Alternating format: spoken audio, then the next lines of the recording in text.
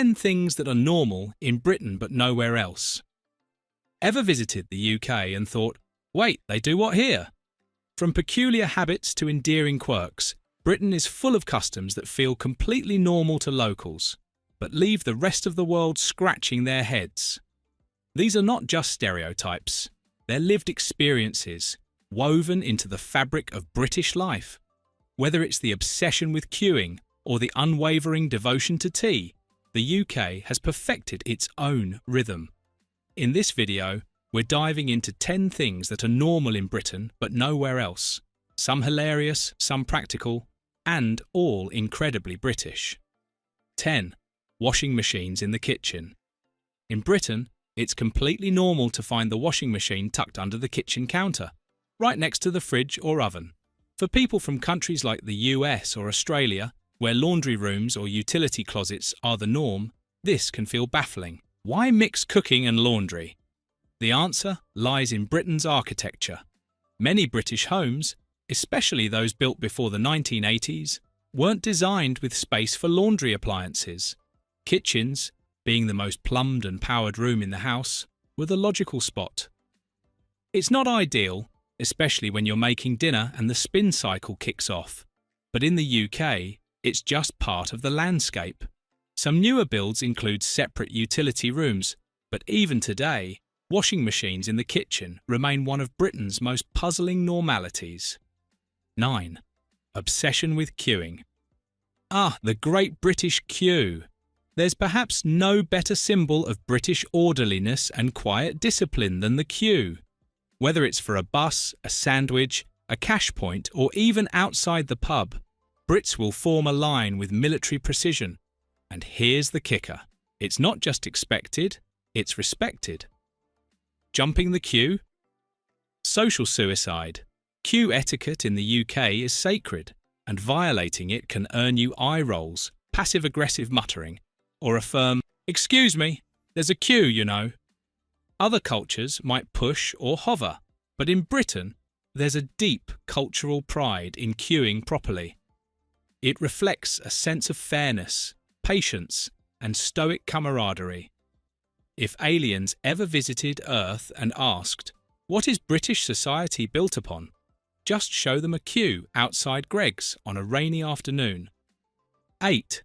Saying, "You all right?" as a greeting. One of the first linguistic curveballs you'll encounter in the UK is the classic, "You all right?" or its regional cousin, "You all right?" To the uninitiated, it sounds like someone's genuinely asking if you're okay. Are you sick? Do you look upset? But in Britain, "You all right?" isn't a question, it's a greeting. It doesn't expect a detailed answer. It's the equivalent of saying "hi" or "how's it going?" A typical response might just be a mumbled, "Yeah, you," or even a nod and a smile. This conversational shorthand is very British, friendly but not too intimate, polite but emotionally reserved. It's casual, quick, and entirely normal in the UK. In most other places, it would trigger an awkward therapy session. In Britain, it's just hello. 7.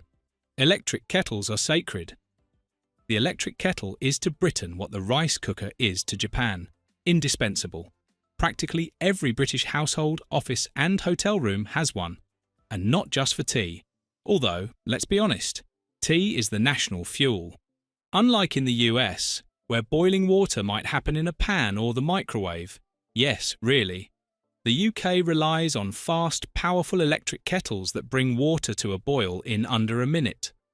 Making tea, instant coffee, pot noodles, or even sterilising baby bottles. Kettles do it all. So central is this appliance that British expats abroad often cite its absence as a major hardship. You can take the Brit out of Britain, but you can't take the kettle out of the Brit. 6. The Sunday roast tradition. The Sunday roast is a weekly ritual that defines British home life. It's not just a meal, it's an event. Picture this. Roasted meat, beef, chicken or lamb, crispy roast potatoes, vegetables, stuffing, Yorkshire puddings, and lashings of gravy. Add family, maybe a pint, and you've got the quintessential British Sunday. This tradition dates back centuries and still holds strong in modern households and pubs alike. Families gather for a slow, hearty meal that signals the end of the weekend and the start of a new week. While other countries might brunch or grill, Brits roast. The Sunday roast is a warm embrace, a comfort meal that remains uniquely British in spirit, taste and timing. 5. Bonfire Night, Guy Fawkes Night. Every year, on November 5th, the skies across Britain erupt in fireworks and bonfires to commemorate Guy Fawkes Night.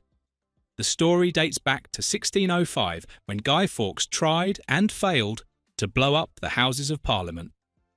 The tradition started with burning effigies of Fawkes and has evolved into a national celebration. Local councils organise massive fireworks shows, people build bonfires in parks and back gardens, and you'll often hear, "Remember, remember the 5th of November," chanted by kids at school. What makes this unusual is that it's a holiday based on a failed terrorist plot, yet it's celebrated with glee and firework displays. It's historic, slightly macabre, and very British. 4. Quirky sports like cheese rolling and bog snorkelling. The UK is home to some of the world's most wonderfully ridiculous sports. One standout is the annual Cheese Rolling Festival in Gloucestershire, where competitors chase a wheel of double Gloucester cheese down a near vertical hill. Injuries are common. Dignity is optional. Then there's bog snorkelling, a Welsh classic. Contestants don snorkels and flippers, then race through a trench of muddy peat bog water. Why? Because it's fun, apparently.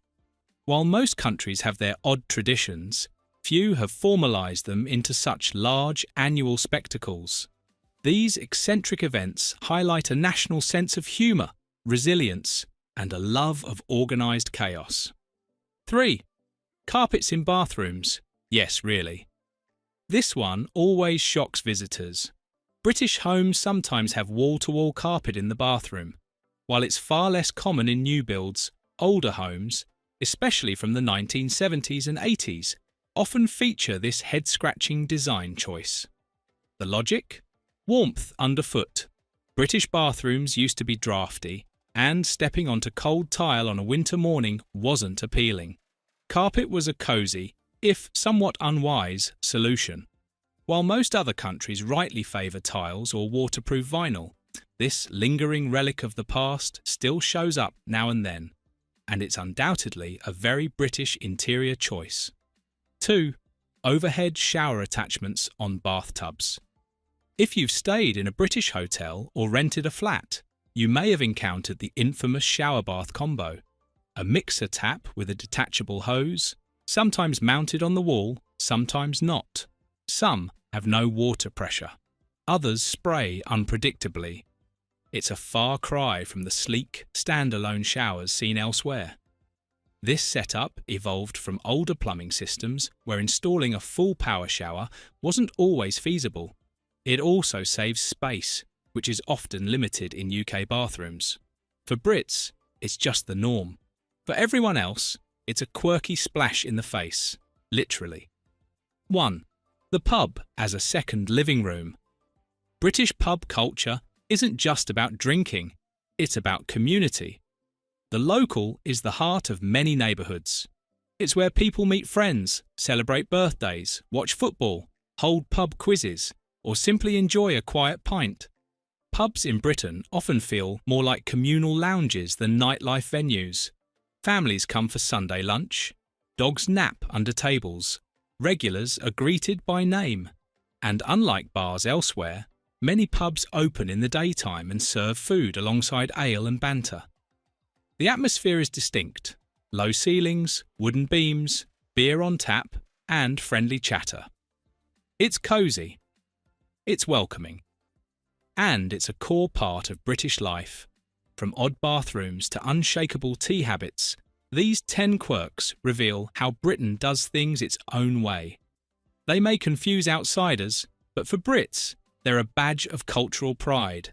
Whether charming or confusing, these habits make Britain, well, Britain. And honestly, would we want it any other way? Thank you for watching this video. Please don't forget to subscribe and turn on the notification bell.